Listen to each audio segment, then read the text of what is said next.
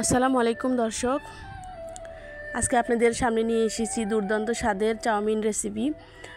আপনারা সবাই বাসায় এই ধরনের খাবার খান, নুডলস, চাউমিন, কিন্তু সবাই তো মজা করেই খান। কিন্তু আমি আজকে একটু ভিন্নভাবে এই রেসিপিটি আপনাদের সামনে শেয়ার করব। আশা করি আপনাদের অনেক ভালো লাগবে আর খেতেও দুর্দান্ত স্বাদ হবে। খুব বেশি কিছু লাগবে না, অল্প কিছু উপকরণ দিয়ে কীভাবে একদম হোটেলের মতো চাউমিন রেসিপি বানানো যায় সেটাই আপনাদেরকে একটু দেখাবো।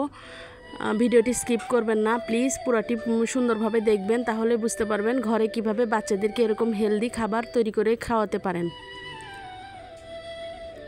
তো দেখতেই থাকেন। প্রথমে আমি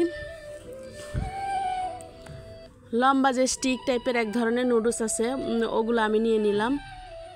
তো 4 জন মানুষ, আমরা 4টা স্টিক নিয়ে নিলাম। তো স্টিকগুলো এত লম্বা থাকলে রান্না করার পরে খেতে খুব বাজে লাগে, তাই আজকে আমি স্টিকগুলোকে কেটে নিয়েছি, মানে হাত দিয়ে ভেঙে নিলাম আর কি। তো তারপরে ফুটন্ত গরম পানিতে এগুলোকে দিয়ে দিলাম। তো দেখতেই থাকেন। তো এটাকে আমি একদম ফুল নরম নরম করে সিদ্ধ করব না, যেন নিচে লেগে না যায়, এই জন্য বারবার খুন্তি দিয়ে আমি নাড়তেছিলাম। তো লেগে গেলে এটা ভালো লাগবে না, পুরা জিনিস কখনোই মজা হতে পারে না।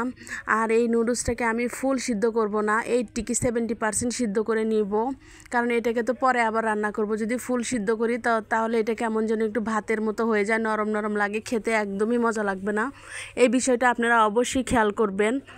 দেখেন, আমি হাত দিয়ে দেখে নিচ্ছিলাম, ভিতরে একটু হালকা হালকা শক্ত শক্ত আছে, তখনই আমি চুলাটাকে অফ করে দিলাম। তো তারপরে একটা স্টিলের স্ট্রেনারের ভিতর নিয়ে সবগুলো নুডলসকে ঠান্ডা পানিতে ধুয়ে ঝরঝরে করে নিলাম। তো এখন হলো রান্নার প্রসেসিংয়ে যাওয়ার পালা।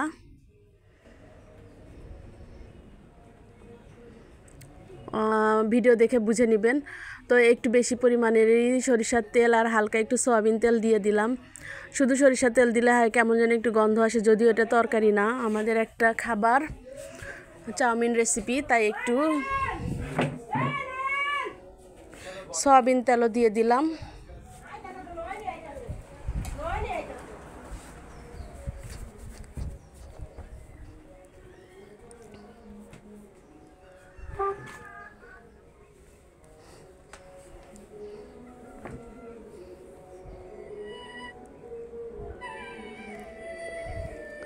তো আমি আপনাদের আসলে বুঝাইতে পারতেছি না, কিছু পরিমাণে মাংস দিয়ে দিয়েছি, আর যে নুডলসের মধ্যে যে মশলাগুলো ছিল ওগুলো দিলাম। ভিডিওটা একটু সামান্য কাট হয়ে গেছে, আপনাদেরকে পুরো ভিডিও সুন্দরভাবে দেখাতে পারলাম না, দুঃখিত। তো তার ভিতর আমি একটা ডিমও ভেঙে দিয়েছিলাম, আর সামান্য পরিমাণে একটু পিঙ্ক সল্ট দিয়েছিলাম, যেন টেস্টটা আরও বেশি ভালো আসে। এগুলোই ছিল, আর তেমন কিছু না, আর একটু লবণ, পরিমাণ মতো লবণ। তো দেখেন নুডলসটার কালার কত সুন্দর আসছে, আশা করি আপনাদের দেখেই মনে হচ্ছে নুডলসটা অনেক টেস্টি হয়েছিল। তা আমি তো বলেই দিলাম, ভিডিও স্কিপ করলেও আপনারা বুঝে নেবেন কিভাবে আমি চাউমিনটা এত সুস্বাদু করে বানিয়েছিলাম। তো আমরা সকালে এটা দিয়ে আজকে নাস্তা করেছি, অন্য কিছু আর দরকার হয়নি। আমরা 4জনের জন্য ভরপুর নাস্তা ছিল এই চাউমিনটা। আশা করি আপনাদের খুবই খুবই ভালো লাগবে ভিডিওটি। তো বাসায় এভাবে রান্না করে খাবেন। আর ভিডিওটি যদি ভালো লাগে থাকে অবশ্যই আমার চ্যানেলটাকে সাবস্ক্রাইব করে দিবেন যদি নতুন হয়ে থাকেন, আর লাইক কমেন্ট শেয়ার করতে ভুলবেন না প্লিজ বন্ধুরা।